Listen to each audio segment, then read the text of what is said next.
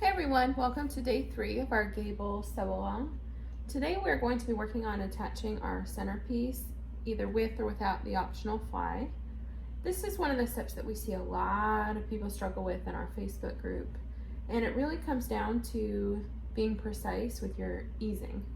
So if you look at your pattern piece, this curve here is where we're going to be attaching our centerpiece, and then as well on the other side. The wider part of your centerpiece is going to be the top, and it's important that instead of pinning it just like this, see how much extra I have left over? That will not work. So you need to pin or clip the top,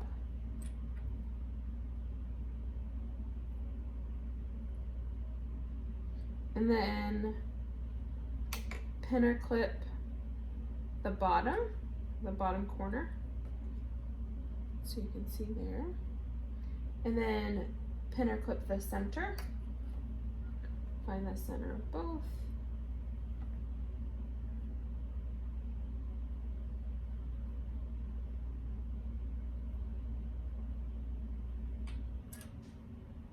and then we'll ease the rest in.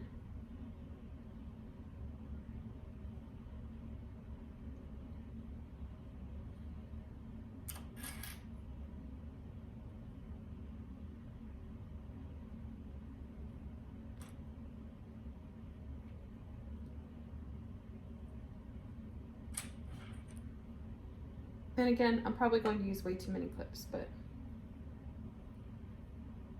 it helps make sure everything is nice and even and not bunched up.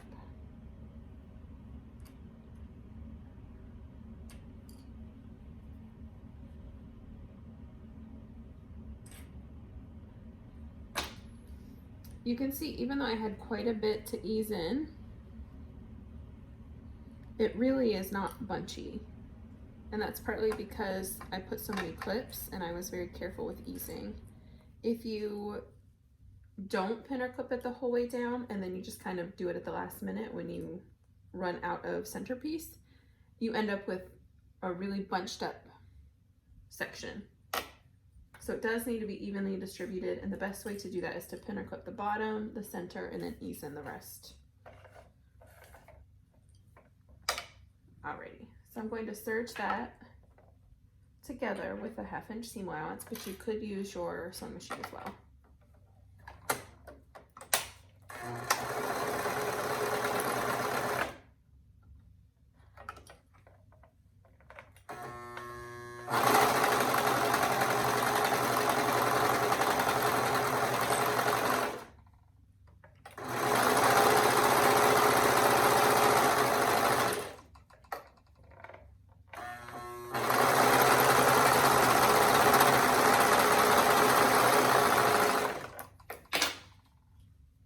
If you opted to do the optional fly piece, now is a great time to open your piece up and make sure that all of your layers were caught.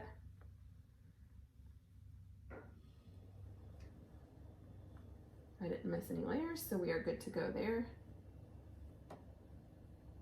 At this point, if you would like to, you can press your seam allowance to.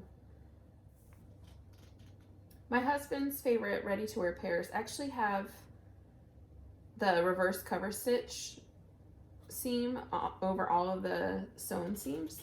Now, if this were a pair that you were actually going to wear, I would go ahead and do that, but since this, I just used a double brush poly so that you could see very clearly right and wrong side.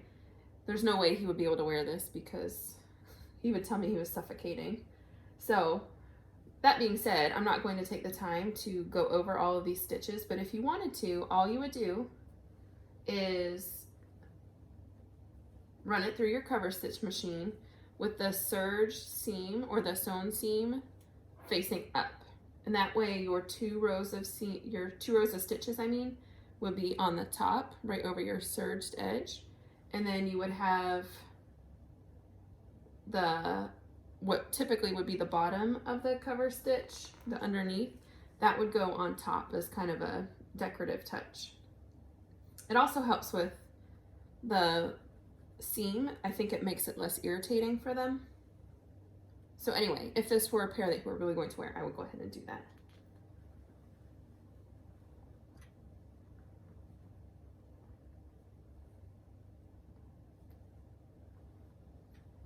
Okay, our next step is to do the other side of the center seam.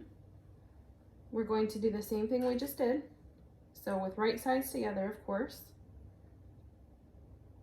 Clip at the top. We will clip at the bottom.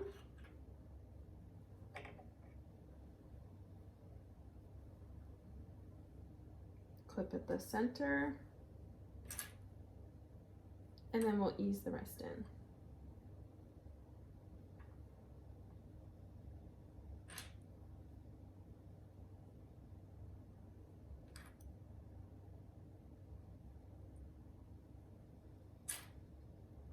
Here I come with way too many clips.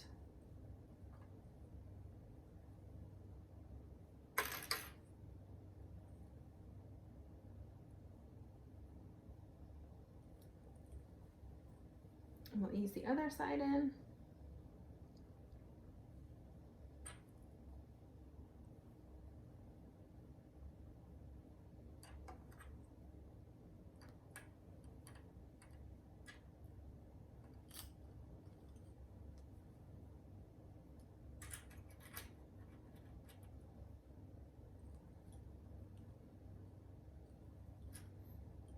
Speaking of double brush poly, it is a good way to check fit.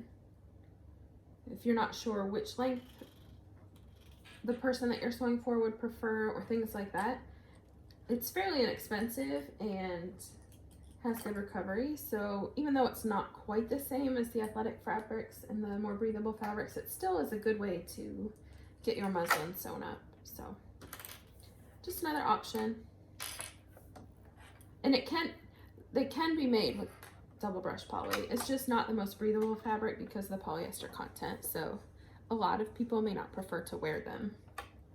Okay, we're going to sew with a 1/2 inch seam allowance.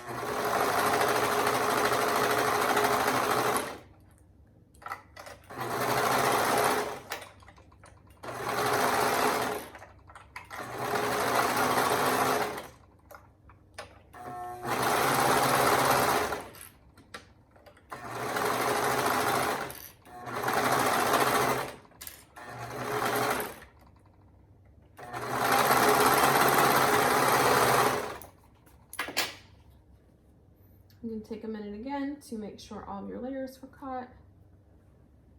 Then if you would like, you can press the seam away from the centerpiece, or like we talked about, you can do a decorative reverse cover stitch on it, or you can just leave it as is. You could also just stitch it down just with a stretch stitch.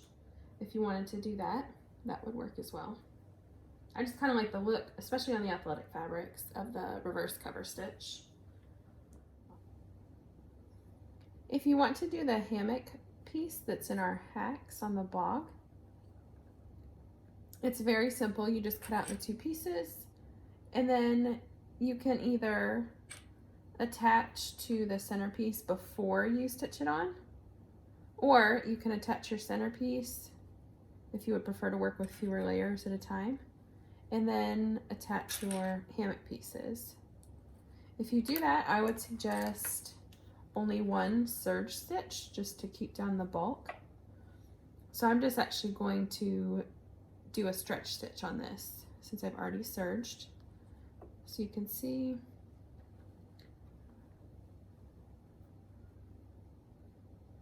And I did it with the right side up just so it was easier to see.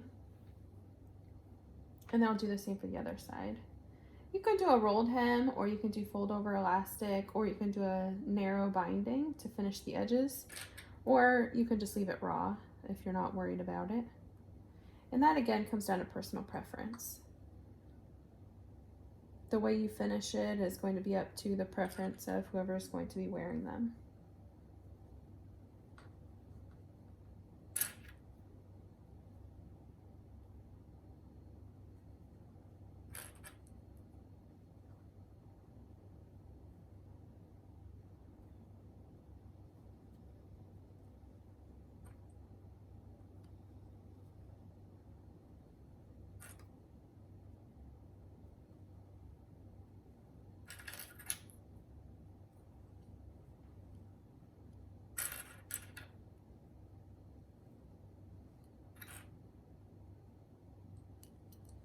Remember, you'll need to ease it in.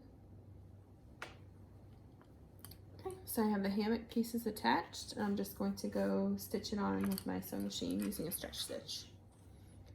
Now that I've attached my hammock pieces, I'm going to need to baste them along the top and along the bottom so that I can attach my waistband and also do my inner seam.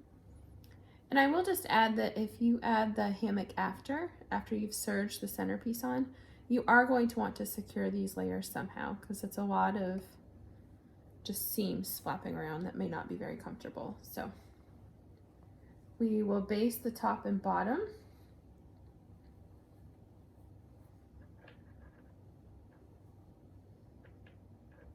We'll go ahead and clip it here. And like I mentioned, normally I would reverse cover stitch for my husband. I think that would be the best match for his preference, especially since it matches his ready-to-wear ones, but it just seems silly to do that extra effort on a pair that is just going to be recycled. So I've pinned the bottom, or clipped the bottom rather, and then we'll do the same to the top.